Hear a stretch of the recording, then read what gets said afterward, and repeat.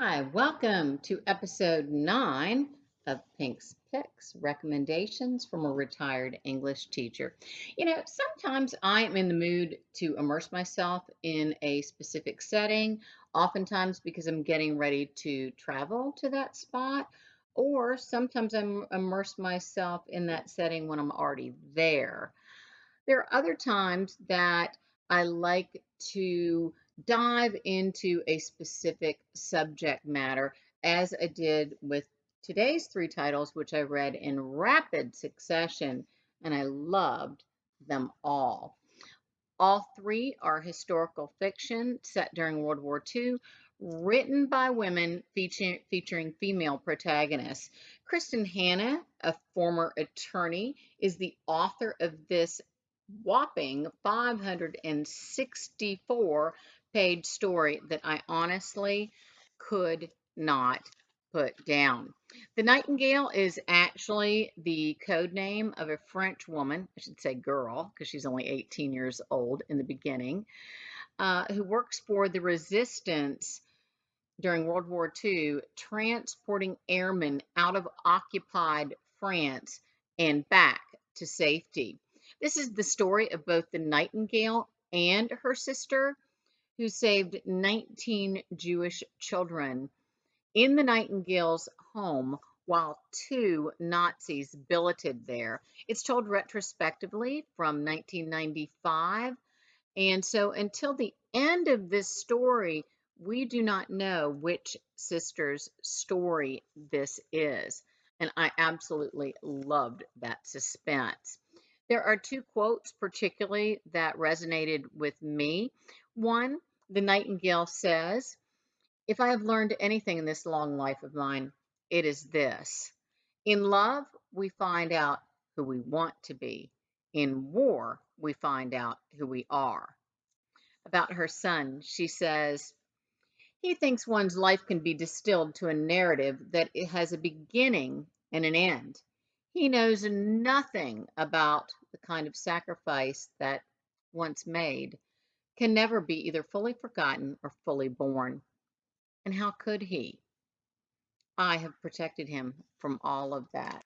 And as a parent, I think particularly, what lengths we sometimes go uh, under the guise of protecting our children, of shielding them from sometimes information that they, in fact, would want to know.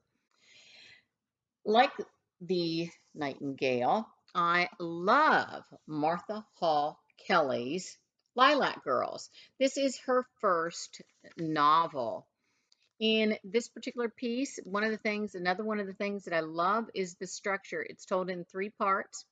First part is before the war, second part is during the war, and third part is after the war. This is set in New York City, Paris, Lublin, Poland, and the concentration camp Ravensbrück. It is in rotating first person narration from the perspective of three different characters. Two of them are um, actual historical figures, and the third is obviously a figment of Martha Hall Kelly's imagination. The first is Caroline Faraday, and she is a former Broadway star who went to work for the French consulate in New York City and helped orphans as well as the so-called rabbits of Ravensbrück. The second character is based on the actual Dr. Herta Oberhauser, who performed absolutely heinous experimental operations on women who were held captive at Ravensbrück. She was later tried as a war criminal at Nuremberg, which was specifically for physicians. Um, in this, the third is Cassia Kazmarek, and she is one of the rabbits of Ravensbrück. We also learn about her sister, who was a physician in Poland prior to her incarceration or captivity at Ravensbrück. I also learned about three of the other actual people who were rumored to be in Ravensbrück: Fiorella LaGuardia's sister, Charles de Gaulle's niece, as well as Himmler's sister. And she was there for reportedly having a relationship with a Polish man. The third title, which is actually the shortest at 353 pages, is set in Oak Ridge, Tennessee from November 1944 to August of 1945, Atomic City Girls. The author, Janet Beard, says that throughout her East Tennessee youth, Oak Ridge served as a symbol of both the atomic bomb anxiety and scientific achievement. In this particular story, I have to be honest, I had forgotten most of what I learned, or all of what I learned in high school in U.S. history about the Manhattan Project. So it was thrilling for me to learn about it narrated in this fashion in this book again.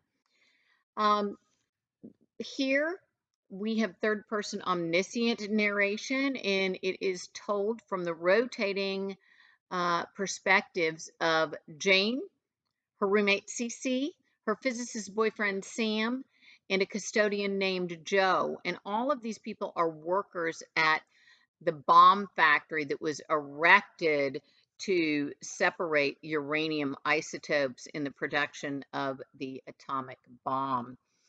With the structure here, we have a prologue, and in the prologue, we learn about the eminent domain that was exercised by the government in order to attain the property for this plant. That is followed by 23 chapters and an epilogue. And two things that Lilac Girls and Atomic City Girls have in common, other than girls in their title, are pictures from the plant and pictures of the actual historical figures here. Here, pictures of billboards: "Stop any slip twixt his ear and your lip." So there are a number of "Loose talk helps our enemy." So those were fascinating for me to see. Also helpful to the reader, I think, in the end, is a timeline of events. And here, Beard has in three different fonts the Manhattan Project actual timeline, the World War II event timeline, and then the Atomic City Girls fictional event timeline. So that was pretty cool. And in Lilac Girls, again, we have the paintings and actual photographs of Ravensbrück and the actual characters. And we also have maps, and we know how I love maps in a book. That helps me with the understanding of the plot development. And there is a map for each of the three protagonists' respective cities. I love all of these books so much. They were great reads. So therefore, they earn an A from me. Next time, we're going to talk about the 2018 Pulitzer Prize winner for fiction. It is titled Less by Andrew Sean Greer. Until then, stay safe and do your homework, whatever that homework may be.